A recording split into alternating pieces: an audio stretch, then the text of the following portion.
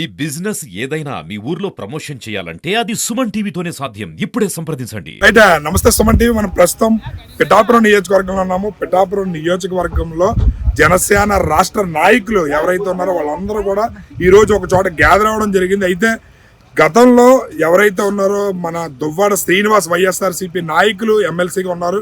దువ్వాడ శ్రీనివాస్ గారు పవన్ కళ్యాణ్ గారిని ఉద్దేశించి 2 రోజుల క్రితం అనుచిత వ్యాఖ్యలు చేయడం జరిగింది. చాలా ఘాటుగా ఆయన పవన్ కళ్యాణ్ గారిపై విమర్శలు చేయడం జరిగింది. అయితే దానికి సంబంధించి జనసేన నాయకులు ఎవరైతే ఉన్నారో వాళ్ళందరూ కూడా దువ్వాడ శ్రీనివాస్ గారికి సమాధానం చెప్పడానికి మేము సిద్ధంగా ఉన్నామని చెప్తున్నారు. వాళ్ళ మాటల్లోనే ఏం చెప్తారు ఏంటనే తెలుసుకునే ప్రయత్నం చేద్దాం. మేడం నమస్తే, చెప్పండి ఏంటి పవన్ కళ్యాణ్ గారి పట్ల చాలా దురుసుగా ఆయన స్పందిస్తున్నారు దువ్వాడ శ్రీనివాస్ గారు, దానిపై మీరు ఏ విధంగా స్పందిస్తారు? ఆయనకి పిచ్చుకుక్క కరిచినట్టు మొన్న మాట్లాడాడు. అసలు సబ్జెక్ట్ నాలెడ్జ్ కూడా లేకుండా అసెంబ్లీలో అడుగు పెట్టాలి అంటే, ప్రతిపక్ష హోదా కావాలంటే మినిమం 18 సీట్లైనా రావాలి అన్న ఇంగిత జ్ఞానం కూడా లేకుండా దరిద్రపు కొట్టు మాటలు. 50 కోట్లు నెలకు పవన్ కళ్యాణ్ గారు తీసుకుంటున్నాం. ఊరే సన్నాసి.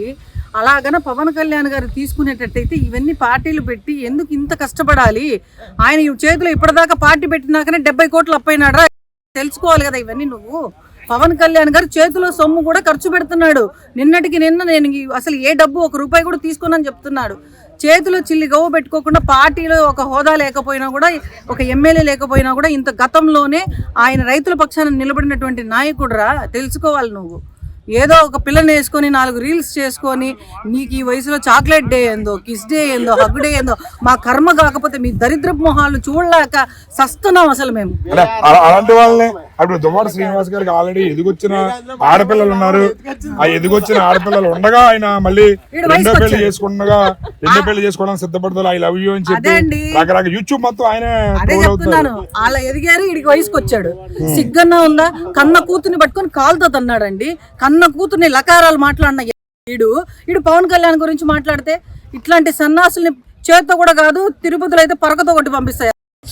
నువ్వు ఇంకొకసారి పవన్ కళ్యాణ్ గురించి మాట్లాడినావంటే పళ్ళు రాళ్ళు కూడా చేతిలో పెడతా. వైఎస్ఆర్సీపీ ప్రతిపక్షంలో ఉన్న ప్రజలు 151 సీట్లు ఇచ్చిన ప్రజలు 11 సీట్లు ఇచ్చినా సరే ఇప్పటికీ కూడా వాళ్ళు మొరగడం అనేది మానలేదు. ఇంకా ఘాటుగా స్పందిస్తున్నారు. పవన్ కళ్యాణ్ గారికి నెలకి 50 కోట్ల రూపాయలు చంద్రబాబు నాయుడు గారు ఇస్తున్నారు కాబట్టి ఆయన ప్రశ్నించకుండా ఉండిపోయాడని చెప్పి చాలా ఘాటుగా మాట్లాడారు. దానిపై మీరు ఏ విధంగా స్పందిస్తారు?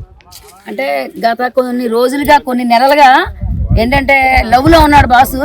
ఇప్పుడే తెలివి వచ్చింది బయటకు వచ్చి ఏం మాట్లాడుతున్నావు అని. ఎందుకంటే మాట్లాడతాడంటే కళ్యాణ్ గారి కోసం, వాళ్ళ ఉనికి చాటుకోవడం కోసం 50 కోట్లు ఇస్తున్నారని చెప్తున్నాడు.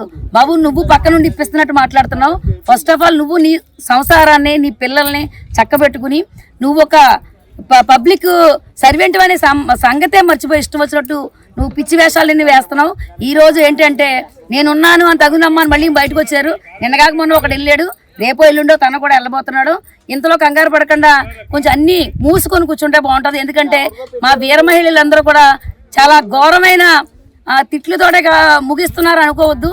నీ ఇంటికి వచ్చి అయితే కొడతారు. నువ్వు నోరు అదుపులు పెట్టుకొని మేము అందరం కూడా తెలియదు. సభ్య సమాజం ఆయన చూస్తుంటే ఏమనిపిస్తుంది అంటే, ఆయన వయసులో పెద్ద వ్యక్తి, ఎదిగొచ్చిన కూతుర్లు ఉన్నారు, ఇంట్లో భార్యను పెట్టుకుని ఇంకొకరితో ఈ రకంగా ప్రవర్తించడం అనేది ఒక స్త్రీగా మీరు ఏ విధంగా స్పందిస్తారు? నిజంగా ఒక స్త్రీగా చెప్పాలంటే చాలా సిగ్గుపడుతున్నామండి. దువ్వాడ లాంటి ఒక సంస్కారహీనుడు, దువ్వాడ శ్రీను కాదండి, వాడు దివ్వెల శ్రీను.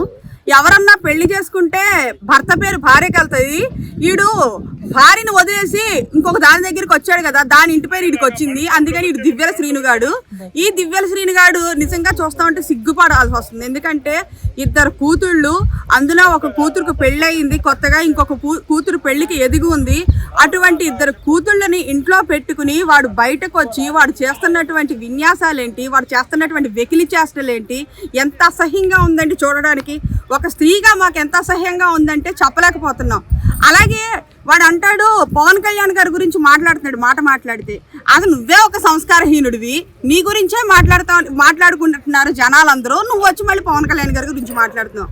నువ్వు ఎందుకు మాట్లాడుతున్నావు అంటే నీకు ఆల్రెడీ నియోజకవర్గ ఇన్ఛార్జిగా నీకు బాధ్యతలు తీసేశారు. నీ యొక్క వెకిలి చేష్టలన్నీ చూసి జగన్మోహన్ రెడ్డి నిన్ను అవతల తప్పించేశాడు నిన్ను ఆ నియోజకవర్గంలో. నీకు ఇప్పుడు నీ ఉనికిని చాటుకోవడానికి నేను ఇంకా ఫామ్లోనే ఉన్నాను, నేను ఇంకా బతికే ఉన్నాను, నన్ను పట్టించుకోండి రా బాబు అని చెప్పేసి జగన్మోహన్ రెడ్డి దగ్గర నిన్ను నువ్వు ప్రూవ్ చేసుకోవడం కోసం ఇప్పుడు వచ్చి పవన్ కళ్యాణ్ గారిని అంటున్నావు. ఆకాశం వైపు ఉమ్మేయాలని చూడకు, అది నీ మీదే పడుతుంది. ఎందుకంటే నువ్వు ఎటు కానీ పనికిరాని ఎదవ అయిపోయావు ఈ రోజున. ఈ రోజు శ్రీకాకుళంలో జనాలు మమ్మల్ని, మా లవ్ని, మా పేరుని చాలా అభినందిస్తున్నారు, మాతో సెల్ఫీలు దిగుతున్నారు, రెస్టారెంట్లకు వెళ్తే మాకు ఫ్రీగా ఫుడ్ పెడుతున్నారు అంటున్నావు. నిన్న ఒక ఐటమ్ పీస్గా చూస్తున్నారు, అది నువ్వు గుర్తుపెట్టు, అది నువ్వు మర్చిపోయి. ఎవరైనా అలాగే చూస్తారు కదా, ఒక ఐటమ్ పీస్ని ఎలా చూస్తారు, ఆడితో ఒక ఎంటర్టైన్మెంట్ ఉంటుందని చూస్తారు. అందుకనే నువ్వు ఒక ఐటమ్ పీస్ లాగా నువ్వు దివ్యల మాదిరి కారు దిగే వాటికి మిమ్మల్ని ఒక ఐటమ్ పీస్ లాగా చూసి మీకు ఫ్రీగా ఫుడ్ పెడతాం, సెల్ఫీలు దిగడం. ఆ సెల్ఫీలు దిగడం వరకు నువ్వు అనుకుంటున్నావు, కానీ ఆ సెల్ఫీకి ఎలాంటి క్యాప్షన్లు పెట్టి ఫేస్బుక్ లో పెట్టుకుంటున్నారో నువ్వు చూస్తే ఉరేచుకు చస్తావు. అవి చూడక ఏదో మాతో ఫోటోలు దిగుతున్నారని చెప్పేసి గొప్పగా చెప్పుకుంటున్నావు. ఆ తింగర వేషాలు తింగరతామోనో ఇది. ఆయన పవన్ కళ్యాణ్ గారి మీద ఘాటుగానే కాకుండా జన సైనికుల మీద కూడా చాలా ఘాటుగా స్పందించారు. జన సైనికులు కాదు, జన సైకోలు అని చెప్పి కూడా విమర్శించడం జరిగింది. దానిపై మీరు ఒక సీనియర్ రాజకీయ నాయకులుగా, జనసేన నాయకురాలుగా మీరు ఏ విధంగా స్పందిస్తారు? వాడే ఒక పెద్ద సైకో. ఇక మమ్మల్ని సైకో అనడానికి వాడికి ఏమీ లేక అటువంటి మాటలు మాట్లాడుతున్నాడు. అతనికి చరిత్ర లేకపోతే ముందు భార్య వాణి గారితో వచ్చి అతను రాజకీయంలో తిరిగి రాజకీయంగా ఎదిగినవాడు. ఇప్పుడు ఏమైందంటే ఆవిడని వదిలేసి వేరే ఒకరిని పట్టుకొని ఆ డ్యాన్స్ నచ్చిందంట, అయి నచ్చిందంట, అందుకే ఆవిడ కూడా తిరుగుతున్నాడు. అంతే తప్ప మళ్ళీ తిరిగి వాణి గారి దగ్గరికే వస్తాడు. అది కన్ఫామ్. ఎందుకంటే అతను ముందు ఇద్దరు పిల్లల్ని చక్కబెట్టుకుని, భార్యను చక్కబెట్టుకుని, అప్పుడు పవన్ కళ్యాణ్ గారు ఇలా చేశారు అలా చేశారు అంటే అర్థం ఉంది. ఏది లేని దానికి ఆయన పవన్ కళ్యాణ్ గారి మీద అసలు ఆయన మాట ఎత్తడానికి కూడా సరిపోని మనిషి అతని గురించి మాట్లాడటం కూడా ఎక్కువ మాట్లాడి మేము అతన్ని పెద్దవాడిని చేస్తున్నామేమో అనుకుంటున్నాం. మేము వాడిని అలా పిచ్చుకుక్కలా వదిలేయడమే బెటర్. రాష్ట్ర నాయకుల స్పందన చాలా ఘాటుగా దువ్వాడ శ్రీనివాస్ గారికి అయితే సమాధానం చెప్తున్నారు. ఆయన ఒక పిచ్చి కుక్క, మురిగే కుక్కకి విలువ ఇవ్వాల్సిన అవసరం లేదు, అలాంటి కుక్కకి విలువిస్తే మన స్థాయిని తగ్గించుకోవడం, అలాంటి వాడి స్థాయిని పెంచినట్టు అవుద్ది అని చెప్పి కూడా చాలా ఘాటుగానే విమర్శిస్తున్నారు. పవన్ కళ్యాణ్ గారిని విమర్శించే స్థాయి తనది కాదు అని చెప్పి కూడా స్పందిస్తున్నారు. కెమెరామెన్ అశోక్తో శ్రీనివాస్, సుమన్ టీవీ.